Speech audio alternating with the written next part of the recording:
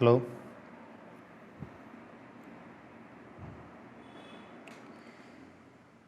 Common emitter configuration में common emitter amplifier ની પહેલાં આપણે થોડી બેઝિક માહિતી લઈ લઈએ। તો કોમન એમિટર એમ્પ્લીફાયરનો ઉપયોગ કેમ કરીએ છીએ, કોમન બેઝનો કેમ કરીએ છીએ અને કોમન એમિટરનો કેમ ઉપયોગ થાય છે। તો અહીંયા આગળ સૌથી પહેલાં common emitter amplifier has a high input impedance and lower output impedance than common base amplifier. The voltage gain and power gain are also high in common emitter amplifier. Hence, this is the mostly used audio amplifier. હવે આપણે આના અંદર આપણે જોવાનું જ છે કે common emitter એમ્પ્લીફાયરમાં ઇનપુટ ઇમ્પિડન્સ અને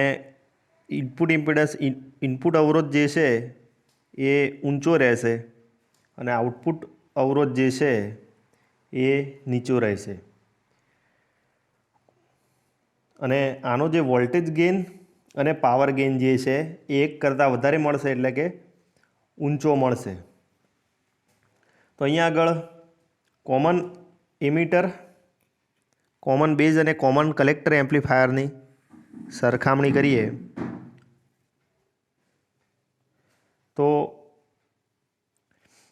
ઉપરયુક્ત સમીકરણો દર્શાવે છે કે એમ્પ્લીફાયરનો વોલ્ટેજ ગેઇન, પ્રવાહ ગેઇન ઇનપુટ અવરોધ અને આઉટપુટ અવરોધ, લોડ અવરોધ, આંતરિક અવરોધ પર આધારિત છે। એટલે એમ્પ્લીફાયરનો જે પરિપથ છે એ ટોટલ એના અંદર વોલ્ટેજ ગેઇન હશે, પ્રવાહ ગેઇન હશે, ઇનપુટ અવરોધ હશે, આઉટપુટ અવરોધ હશે, લોડ અવરોધ હશે અને આંતરિક અવરોધ પણ હશે। આ બધી વસ્તુઓ પર એ આધાર રાખે છે। હવે કોઈ એક ટ્રાન્ઝિસ્ટરના પ્રાચલો લઈ આપણે જુદા જુદા લોડ અવરોધ એટલે કે આરએલ માટે કરંટ ગેઇન, ઇનપુટ અવરોધ, વોલ્ટેજ ગેઇન અને આઉટપુટ અવરોધની ગણતરી કોમન બેઝ, કોમન એમિટર અને કોમન કલેક્ટર પરિપથ માટે કરતાં આકૃતિમાં દર્શાવ્યા મુજબના આલેખ મળશે।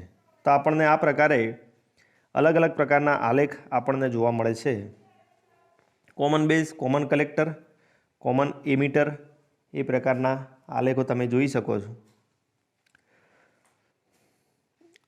અહીંયા આગળ સૌથી પહેલાં આપણે જોઈએ કે કોમન એમિટર એમ્પ્લીફાયર માટે આ પરિપથ માટે વોલ્ટેજ ગેઇન એવી, પ્રવાહ ગેઇન એઆઈનું મૂલ્ય હંમેશા 1 કરતાં વધારે હોય છે। એટલે આગળ મેં વાત કરી કે કોમન એમિટર એમ્પ્લીફાયરમાં વોલ્ટેજ ગેઇન અને પ્રવાહ ગેઇનનું મૂલ્ય ઊંચા હોય છે અને આરઆઈ અને આરઓનું મૂલ્ય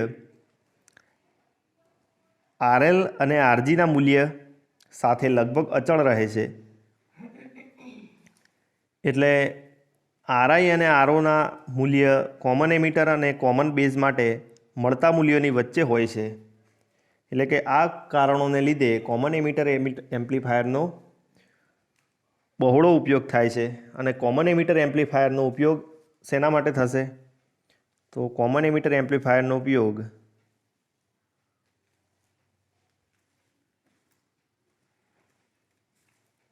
ઓડિયો એમ્પ્લીફાયર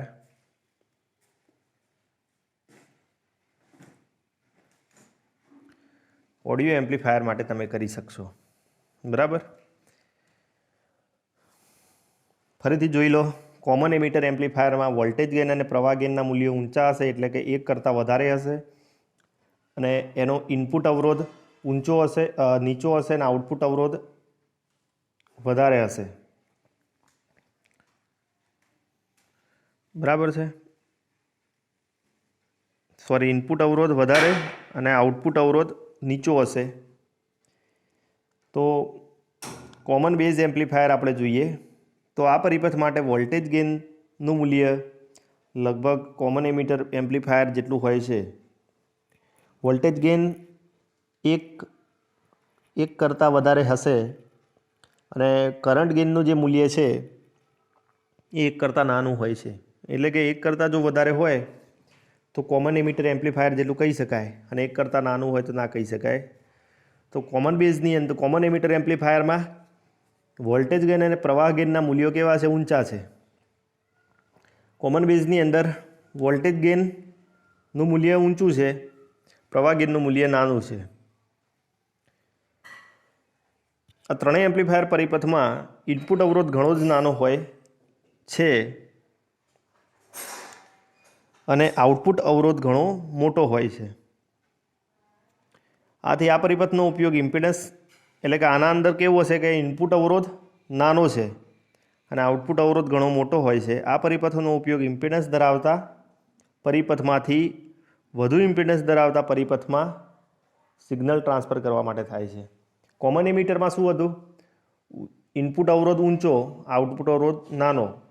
કોમન બેઝમાં ઇનપુટ અવરોધ નાનો, આઉટપુટ અવરોધ ઊંચો છે. તો આ પરિપથનો ઉપયોગ ક્યાં થાય છે? કે પ્રવાહ ઉદ્ગમ તૈયાર કરવા માટે થાય છે. હવે કોમન કલેક્ટર એમ્પ્લીફાયર માટે જોઈએ તો કોમન કલેક્ટર એમ્પ્લીફાયરમાં શું કહે છે કે આ પરિપથ માટે વોલ્ટેજ ગેઇનનું મૂલ્ય એવી હંમેશા એક કરતાં ઓછું હોય છે અને પ્રવાહ ગેઇનનું મૂલ્ય કોમન એમિટર પરિપથના પ્રવાહ ગેઇન જેટલું હોય છે. વોલ્ટેજ ગેઇનનું મૂલ્ય હંમેશા એક કરતાં ઓછું અને પ્રવાહ ગેઇનનું મૂલ્ય કોમન એમિટર જેટલું હોય છે. હવે જુઓ,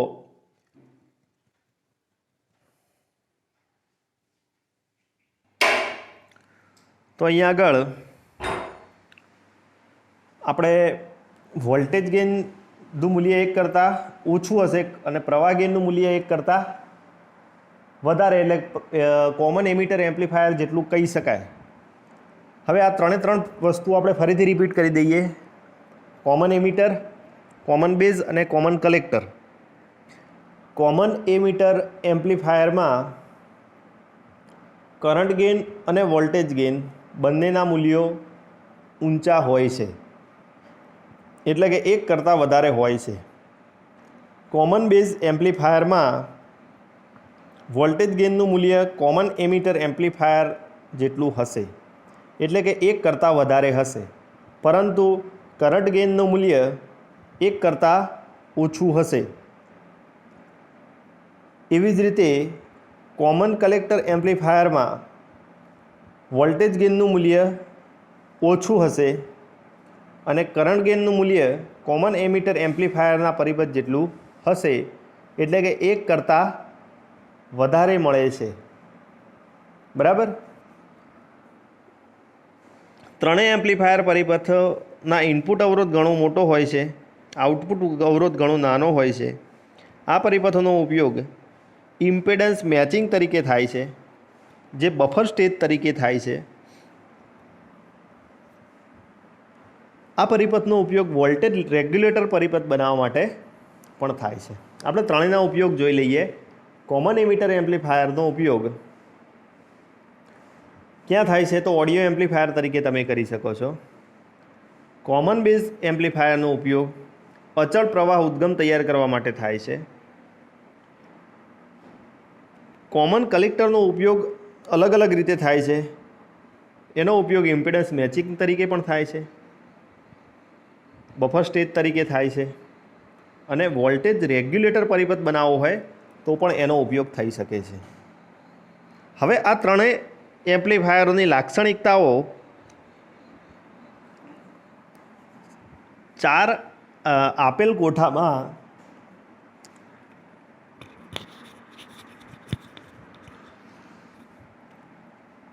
તમે જોઈ શકો છો. તો નીચે આપેલ કોઠો જે છે એ જુઓ તમે. તો એક ટેબલ આપેલું છે. આ ટેબલમાં RL બરાબર, એટલે કે લોડ અવરોધ કેટલો છે? તો 1.5 કિલો ઓમ. RG છે 600 ઓમ, એટલે કે ઇનપુટ અવરોધ છે 600 ઓમ અને આઉટપુટ અવરોધ છે 1.5 કિલો ઓમ, કિલો એટલે 1000, એટલે કે અહીંયા આગળ 150 ઓમ જેટલું કહી શકાય. ના સોરી,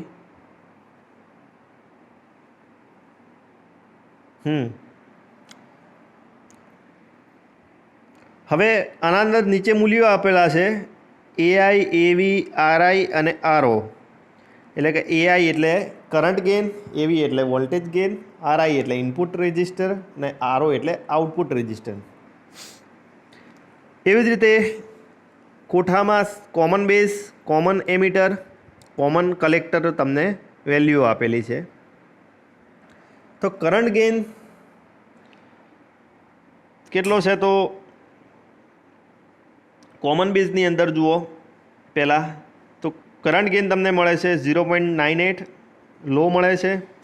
આપણે વાત કરી કે કરંટ ગેઇન કોમન બેઝમાં કેવો હશે? નીચો હશે, એટલે 1 કરતાં નીચો, એટલે કે 0.98 1 કરતાં નીચો આવે છે. વોલ્ટેજ ગેઇન કેટલો મળે છે? હાઈ મળે છે, એટલે 1 કરતાં વધારે. પછી રેઝિસ્ટર, ઇનપુટ રેઝિસ્ટન્સ લો હશે, આઉટપુટ રેઝિસ્ટન્સ હાઈ હશે. તો ઇનપુટ રેઝિસ્ટન્સ 20 મળે છે અને અહીંયા આગળ આઉટપુટ રેઝિસ્ટન્સ છે 1.03 મેગા, એટલે મેગા ઓમ જેટલો મળશે. એવી જ રીતે કોમન કલેક્ટરમાં જોઈ લો તો એમાં બંને હાઈ રહેશે. આ માઇનસ ખોટી રીતે આવી ગયા છે, માઇનસ છે નહીં આમાં. તો એઆઈ અને એવી એટલે કે કરંટ ગેઇન અને વોલ્ટેજ ગેઇનના મૂલ્યો ઊંચા હશે. ઇનપુટ અવરોધ ઊંચો અને આઉટપુટ અવરોધ નાનો. પણ અહીંયા આગળ જે ખરેખર આપણે એમ્પ્લીફાયરની અંદર તમે જોશો, આ તો આપણે કોમન બેઝ અને કોમન એમીટર કલેક્ટર કરતાં આપણે વધારે લઈએ છીએ એમીટરમાં, પણ ખરેખર આના અંદર ઇનપુટ અવરોધના મૂલ્યો નાના હોય છે અને આઉટપુટના થોડા મોટા હોય છે. એટલે અહીંયા મીડિયમ આપણે લખેલું છે. પછી અહીંયા આગળ કોમન કલેક્ટરમાં શું છે? તો current gain high, voltage gain low, અને ઇનપુટ અવરોધ હાઈ અને આઉટપુટ અવરોધ લો મળે છે. તો આ કોઠાની અંદર આપણે એ બધી વેલ્યુ આપણે જોઈ.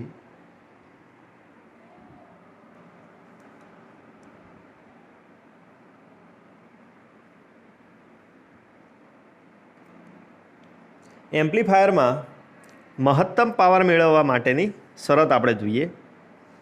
તો એમ્પ્લીફાયર પરિપથના વિશ્લેષણમાં આપણે જોયું કે ઇનપુટ અવરોધ આરઆઈ લોડ અવરોધ આરએલ પર આધારિત છે. ઇનપુટ અવરોધ આરઆઈ જે છે લોડ ઉપર અવરોધ ઉપર આધાર રાખે છે અને આઉટપુટ અવરોધ આંતરિક અવરોધ આરજી ઉપર આધાર રાખે છે. એટલે કે ઇનપુટ અવરોધ એ આઉટપુટ અવરોધ ઉપર આધાર રાખે છે અને આઉટપુટ અવરોધ એ ઇનપુટ અવરોધ ઉપર આધાર રાખે છે, એવું આપણે કહી શકીએ. મહત્તમ પાવર ટ્રાન્સફર પ્રમેય અનુસાર પરિપથમાં મળતા પાવર ગેઇન મેળવવા માટે લોડ અવરોધ આરએલ અને આઉટપુટ અવરોધ આરઓના સરખા થવા જોઈએ.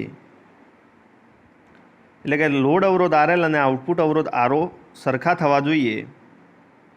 એટલે કે આના અંદર એક પ્રમેય આપણે રજૂ કરવાનો છે, પાવર ટ્રાન્સફર પ્રમેય આપણે રજૂ કરવાનો છે કે જેમાં લોડ અવરોધ અને આરઓ બંનેને સરખા બતાવવાના છે, થવા જોઈએ. તો એમ્પ્લીફાયરનો ઇનપુટ અવરોધ આરઆઈ અને આરજી પણ સરખા થવા જોઈએ. એટલે આઉટપુટ અવરોધ આરએલ અને આરઓ સરખા થવા જોઈએ અને આરઆઈ અને આરજી પણ સરખા થવા જોઈએ. એટલે કે આપણે પરિપથની અંદર જોઈએ તો ઇનપુટ અવરોધ કેટલો છે? તો આપણે ઇનપુટ અવરોધના સમીકરણ પ્રમાણે આગળ જે જોઈ ગયા તો એ સમીકરણ શું થશે?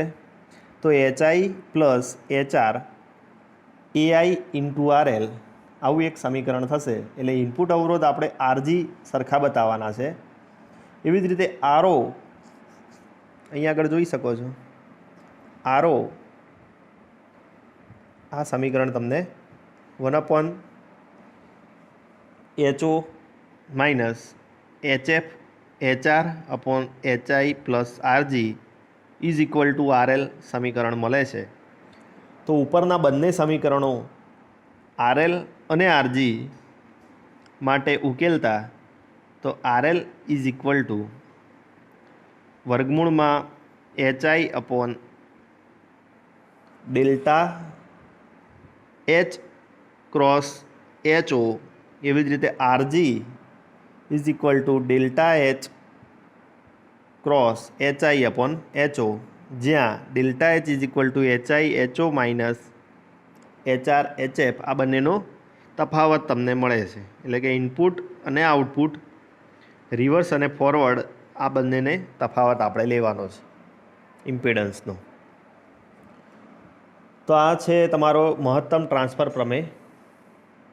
તો એમ્પ્લીફાયરમાં RL અને RGના મૂલ્યો મળતા પાવર ગેઇન મહત્તમ મળશે. આનો પાવર ગેઇન કેવો મળશે? RL અને RGના મૂલ્યો મળશે તો પાવર ગેઇન મહત્તમ મળે છે. હવે અહીંયા આગળ જોઈએ તો H પ્રાચલોના રૂપાંતરિત સમીકરણો. તો આપણે જ્યારે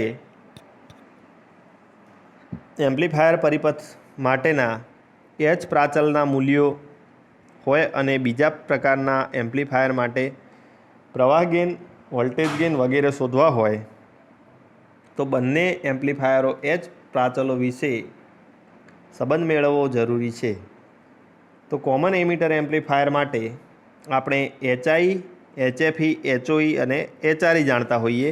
તો તે પરથી કોમન બેઝના પ્રાચલો HIB, HOB, HFB અને HRB મેળવી શકાય છે. દાખલા તરીકે કોમન એમિટર એમ્પ્લીફાયર માટે પ્રવાહ ગેઇન HFE છે,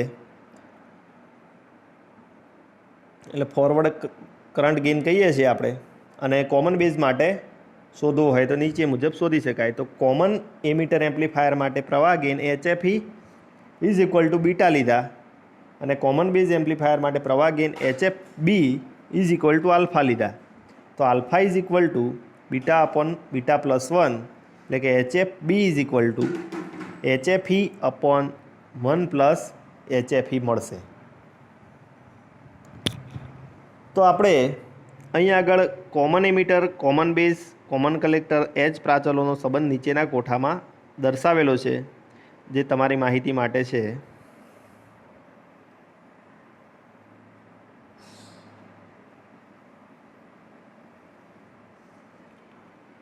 તો પેરામીટરમાં જુઓ તમે તો HI, HRE, HFE, HOE આ બધા કોમન એમિટર માટે છે.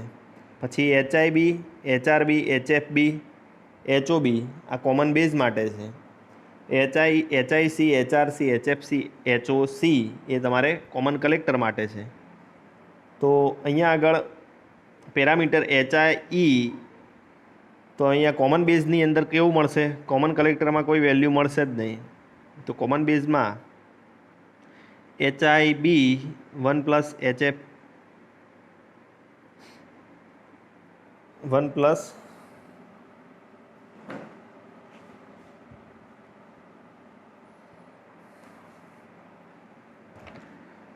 HIB અપોન 1 પ્લસ HFB તમને મળશે. પછી HRE માટે કોમન બેઝ માટે HIB HOB upon 1 plus HFB minus HRB મળશે.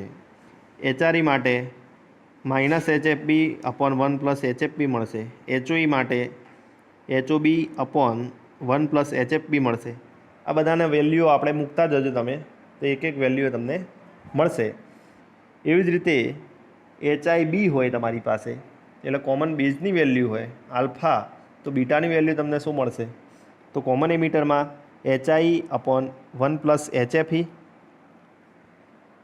HRB બરાબર HI HOE upon 1 plus HFE minus HRE, HFB બનશે minus HFE upon 1 plus HFE. એવી ને એવી જ વેલ્યુઓ મળે છે. જુઓ તમે HOE અપોન 1 પ્લસ HFE. હવે કોમન કલેક્ટર માટે બંને માટે વેલ્યુઓ મળશે. તો HIC માટે HI અને common base 1 minus HI minus 1 plus HFE HOE. Common base માટે જુઓ HIB/1 + HFB, બીજામાં મળશે 1, પછી મળશે -1/1 + HFB, ચોથા નંબરમાં મળશે HOB/1 + HFB વેલ્યુ તમને મળે છે. તો અહીંયા આગળ આપણે આ જે વેલ્યુ આપણે જે મેળવી છે એ વેલ્યુઓને આપણે આગળ કેલ્ક્યુલેશનમાં આપણે જોવું છે. ઉદાહરણો આના જોઈશું, ઉદાહરણ જોઈ અને આપણે એ પ્રમાણે આગળ જઈશું. ઓકે.